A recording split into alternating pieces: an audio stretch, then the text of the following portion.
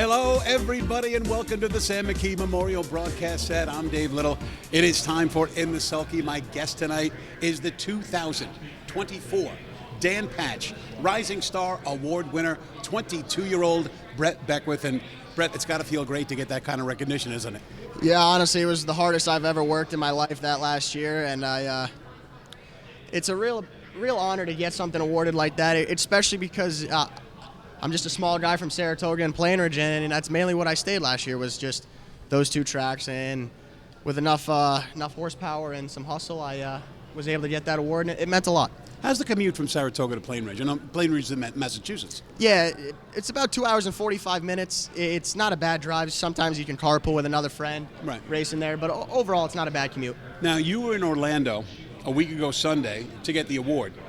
So you raced here the night before and the night before that and won 4 races both nights. So you came in red hot, as it were, to getting the award.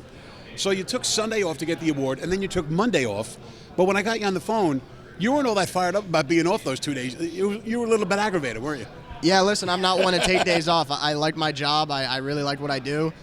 And for me to take a day off, it's usually for something either like that or I'm pretty sick. But it was the right thing to do. And, you know, hindsight, I'm going to look back at it and I'm going to really be thankful I took those 2 days off because it was a fun time with family. That's some work ethic you have, obviously, having to race all those races, drive all those miles last year. I know also you put Batavia Downs in the mix as well, and that's 4 hours from Saratoga. Yeah, Batavia is a long trek home, especially the last 30 minutes of that drive. You'll be pretty tired. Talk about an ethic. Fans of harness racing know who your dad is, Mark Beckwith. I did some checking. Starting in 1999, your dad won over 1,500 races over a 5-year span. So we're not kidding around here. An excellent harness driver. But because tomorrow we will be celebrating the ladies of harness racing on International Women's Day, talk about your mom, Melissa, who has amassed almost 2,500 wins as a trainer. What things did she instill in you to get you where you are today? Well, like you said, her trainer resume speaks for herself. I mean, she's been at the top of the game at Saratoga and Plainridge when she races there. I mean, Saratoga, I think she was the leading trainer there 10 times in the last 11 years. I mean, that resume alone speaks for herself. But as a mother, she's everything everyone would want in a mother. I mean, she supports me. She's there for me all the time. Tells me, like, when it's a bad day, she tells me the good. You know, she's always there for me. And she's instilled one thing just like my dad has. It's work ethic. Now, you drive all the time. Is there much you have to do around the barn with the two of them? I actually own a couple horses, and I like going in to take care of them. So, I mean, I go in and take care of them, and if they need an extra hand train in a set, I'll always be there for them. Now, we alluded to the fact that you won the 2024 Dan Patch Rising Star Award. Let's take a look back to last year, something I put together called Brett's Big 2024. Some very, very impressive statistics here. 3rd in North America with 608 wins, 18th in North America in earnings, and on the board half the time last year. So obviously you drove a lot of stock. That was good, but you drove a lot of good stock very well. Yeah, last year was, like most people would say, it was a dream year. I was blessed with an unbelievable amount of horsepower, like anyone would say. That's a huge help, but at the same time, I've been fortunate enough to have, like I said, the support system of my parents, and without them, I mean, those stats wouldn't be what they were. Now, Saratoga is someplace that you were from, so it's a natural that you would race at Saratoga Raceway. So how did you end up racing as much as you did at Plainridge, where you ended up in a dead heat for the Dash Win title for the year? Actually, once Plainridge opened up, I went there full time. Right. So I missed a lot of race cards at Saratoga. So, I mean, I was really fortunate enough to hold on to that driving title there. And I tried to stay at Plainridge because the purse structure is a little bit better there. And, you know, you get a chance to drive some better quality horses maybe per se than Saratoga. But two good venues. Saratoga's a half. Plainridge is a 5/8. The Meadowlands is a mile. So you drive with great confidence and great skill on all 3 size tracks. Do you have a favorite? Obviously, like most people would say, I love the Meadowlands. You know, it's still, no matter what, it'll always be the mecca of harness racing. And you can win 2 races here, and it probably doesn't equal to winning 5 at another track. Those 2 here are really special. There were any number of races we could take a look at with you winning.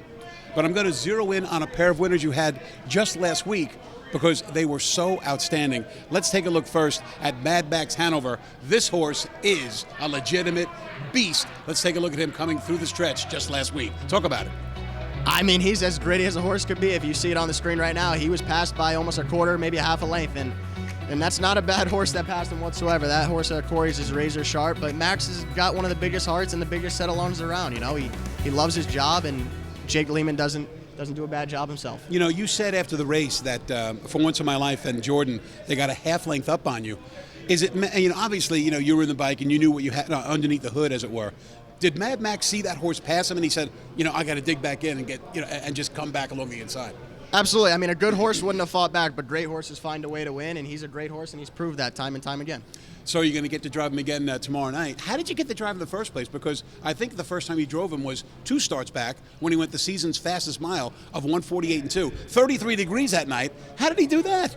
That was incredible. That's the fastest I've ever been myself. And like I told Joe Romanelli before the race, I was really looking forward to driving him, and he exceeded my expectations that night. Yeah, because we know that Mad Max has had a great career, but at the same time, to have that kind of mile on that kind of night is really exceptional. Yeah, that kind of mile this time of year is unheard of, really. I mean, it takes a beast of a horse to do it, and he is.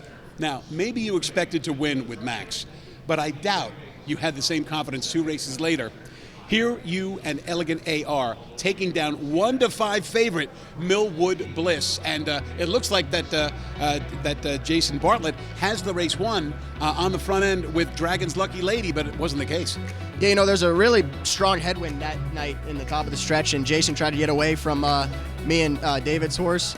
And honestly, my mare raced super the week before. I just gave her a bad trip. You know, I was first over before the half against really good mares, and that's a tough trip if you're a killer.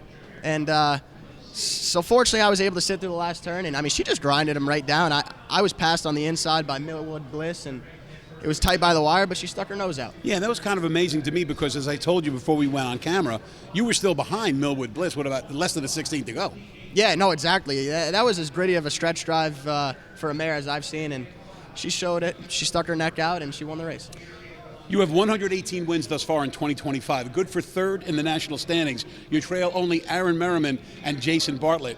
That's pretty good company. Yeah, it is good company. You know, me and Aaron are good friends, and me and Jason are good friends. You know, it's good competition, and like anyone would say, they want to beat each other the most. And fortunately, I get to drive with Jason on Saturday, so it's always fun to try to beat him, but it's tough. You know, maybe as you alluded to before, you know, winning 2 at the Meadowlands is better than winning 5 elsewhere.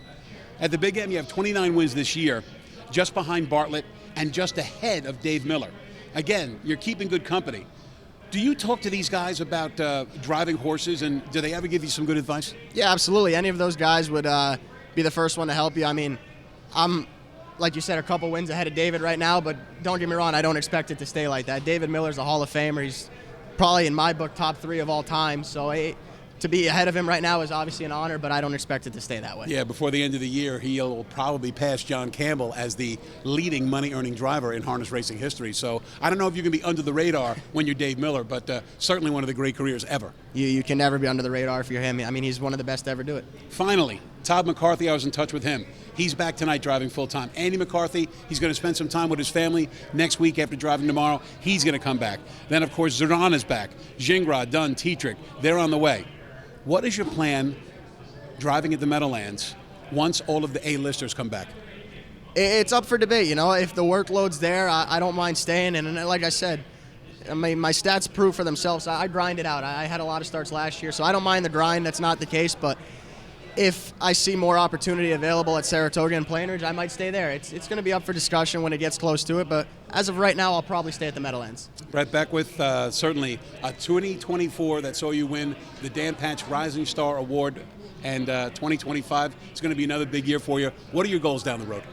You know, this is the first year I really didn't set many goals. I'm usually a goal-oriented person, but I was just so starstruck by last year that I felt like it was a little unrealistic to set the same goals. But so far this year has actually been at a little bit of a better pace than last year, so I'll just try to keep the ball rolling and win races. One of the great young guns racing here during the winter months at the Meadowlands, Brett Beckwith, currently 2nd in the Big M in the driver's standings. Thanks so much for spending a few minutes with us. Absolutely, Dave. Thank you for having me. All right, Brett Beckwith, he's going to get to work now, and in 60 seconds, Jessica Otten will jump in that chair. We'll give out the hardware for Trainer and Driver of the Week, and also take a look at tonight's featured action.